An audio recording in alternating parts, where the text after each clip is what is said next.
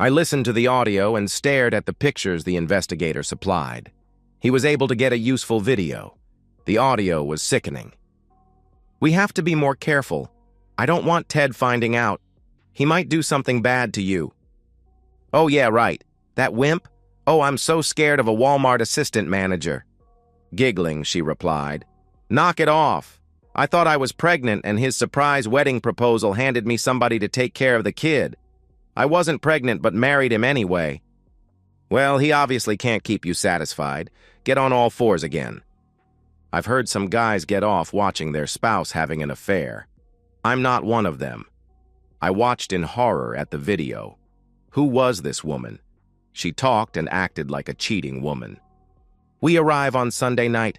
You're going to come in Monday night?" she asked. "You got it.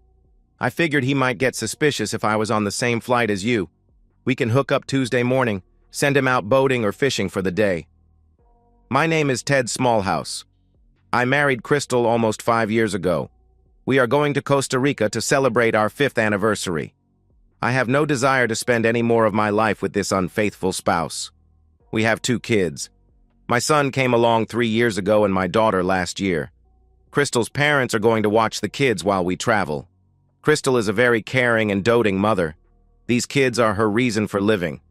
I guess I'm an underachiever.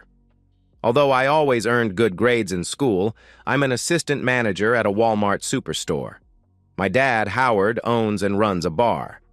It's been an Irish pub setting for as long as I can remember. My mom was killed in an auto accident.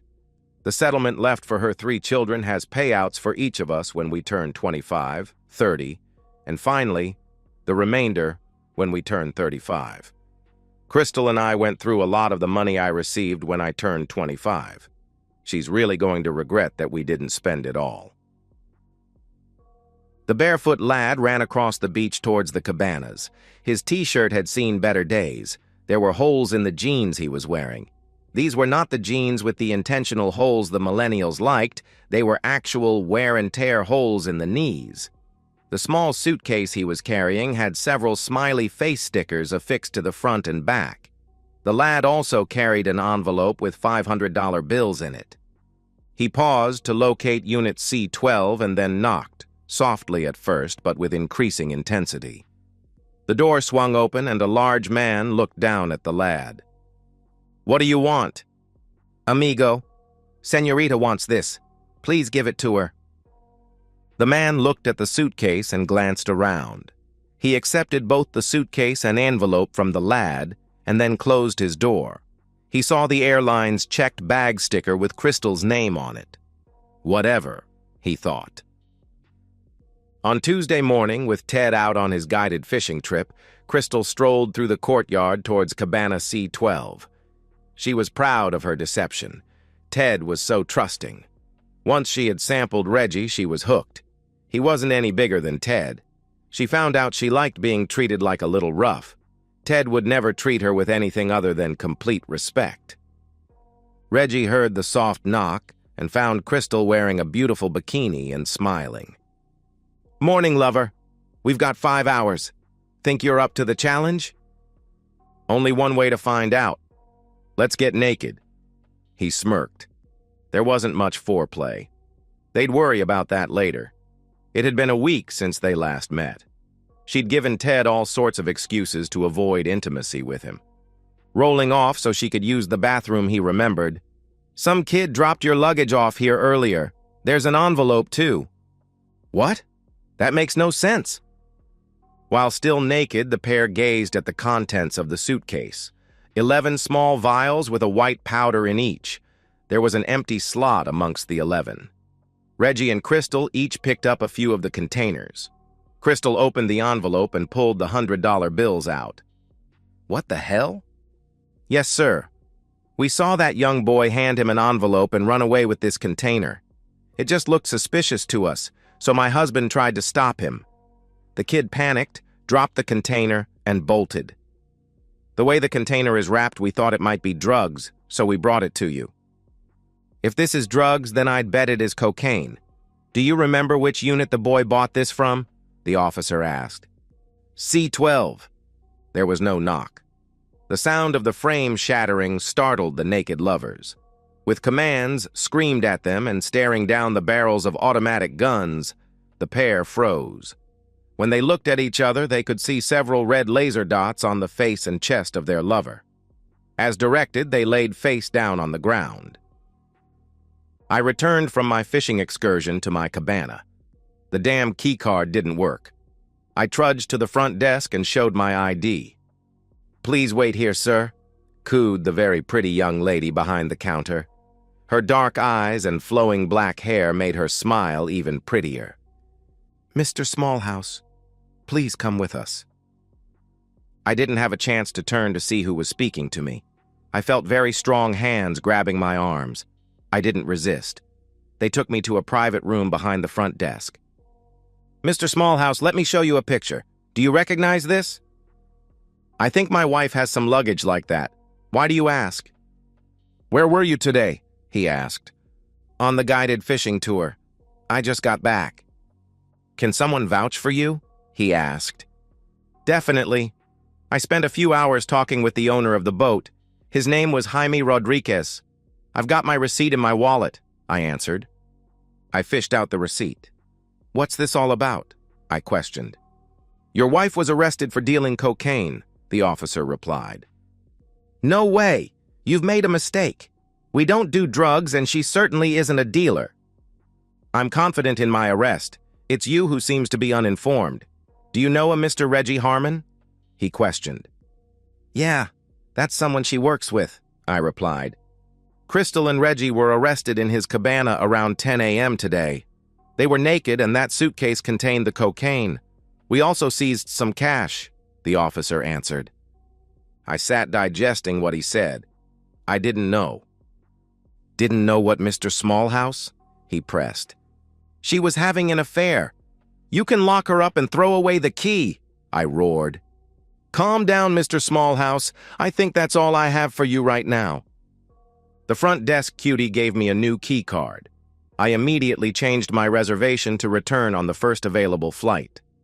Howard met me at the airport. We high-fived and headed to his bar. "It was perfect, Dad. They're locked up in a foreign country. If they angered off the judge, they could get 20 years. "No problems with the police?" my dad asked. "They didn't tell me I couldn't leave. I'm glad to be out of there. Your guy was worth it.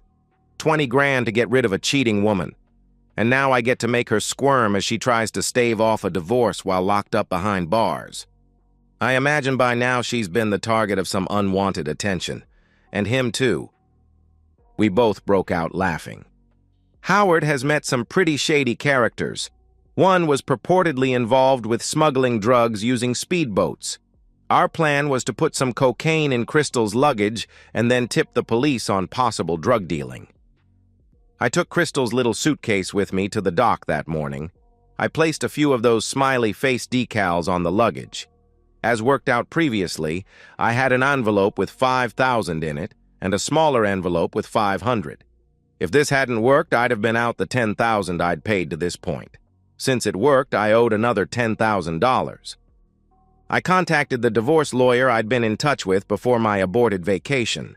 He confirmed he would have her served in her jail cell in Costa Rica. I immediately placed an ad looking for someone to work as a live-in nanny. The third woman I interviewed, Heidi, was my age, single, and sterile. She really wanted to be a mother, and this seemed like a perfect fit. In less than a week, we were sharing my bed and bodily fluids. I put together 2 cards with a smiling face decal affixed to the inside of the card. I addressed one to Crystal and the other to Reggie. There was no return address on either envelope. My notation inside was, "Oh, I'm so scared of a Walmart assistant manager." I was actually looking forward to Crystal's trial. I wanted her to see me smirking in the courtroom. I felt a little trepidation that the police would somehow know I was involved. Common sense won out. I couldn't risk some podunk detective in a foreign country with my cheating wife and then pinning the drug on me. I had no reason to believe that, but why risk it? I did the next best thing. When I paid the final 10 grand, the guy agreed to have the courtroom filled with people holding up smiley face placards. He said it would be a pleasure, and there was no charge. I gave him a roll of the Walmart smiley face decals. I have no idea who was recruited to spoof the police, but they even testified to the supposed drug deal. Crystal and Reggie were convicted and given 10 years with no parole. The photos Howard received showed about 20 people in the courtroom holding up smiley face placards. I put together 2 cards with a smiling face decal affixed to the inside of the card. I addressed one to Crystal and the other to Reggie. There was no return address on either envelope. My notation inside was, "Oh, I'm so scared of a Walmart assistant manager. Did I see smiling face decals on the luggage?" The divorce was uncontested. We had proof of service, and Crystal failed to make any of the court appearances. Obviously, I was awarded custody. I was somewhat surprised that Crystal's parents didn't intercede. Perhaps it was Crystal's father who vetoed helping her. He had taken the drug overdose death of Crystal's brother pretty hard. I moved 500 miles away to take over as the manager in a small-town Walmart. Heidi and I are married and loving life. At Christmas time, I took a photo of myself with Heidi and my kids.